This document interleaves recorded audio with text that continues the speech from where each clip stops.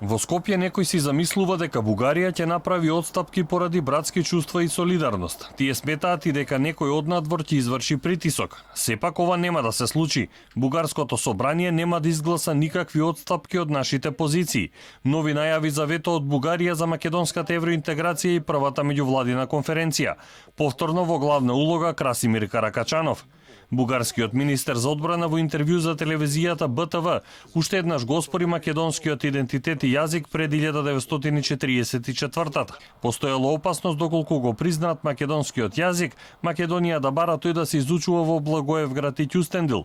Иако македонски јазик според Каракачанов не постоел, уште еднаш истакнува дека се работи за бугарски дијалект. Ние искаме, ако някој в случая Република Северна Македонија решава да се създава някаква идентичност, нова, да бъдат така добри, да си я създават от момента, от който тази доктрина е създадена за някаква отделна македонска нация.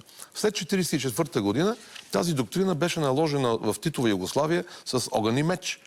Но преди 1944 година, извинявайте, на какво основание ти ще твърдиш, че цар Самуил е някакъв македонец? На какво основание ще ми твърдиш ти, че братя Милодинови, Кирил и Методи, Климент Охридски, на самата църква Свети Климент в Охрид пише Климент от рода на Мизите. Аз не знаех, че Мизия била в Охрид. Мизия, всички знаеме къде е, Северна България. На македонско-бугарските односи се осврнува и германски Франкфуртер Allgemeine Zeitung. Според овој медиум, барањата на Бугарија кон Македонија не му припаѓаат на 21. век. Во сите 6 земји на Западниот Балкан, кон бугарската политика се гледа со загриженост. Доколку видина, сите земји членки посакаа да им го наметнат својот поглед на историјата на земјите кандидати, проширувањето ќе стане невозможно, затоа што и меѓу другите земји во регионот постојат противречни историски наративи. За историската вистина која наметнува Бугарија на Твитер со негов став се јави и поранешниот шведски министер Карл Билд.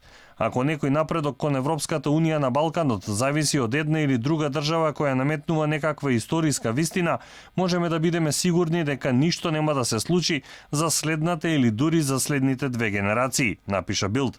Пред 2 дена бугарската министерка за надворешни работи Екатерина Захариева изјави дека ако Македонија ги признае бугарските корени, нема да има вето. Од Брисел доаѓаа сигнали дека Софија е подготвена на компромис за да ги признае македонскиот јазик и идентитет, ако Скопје признае дека тие имаат бугарски корени. Македонската влада веќе истакна дека ова не е прифатливо.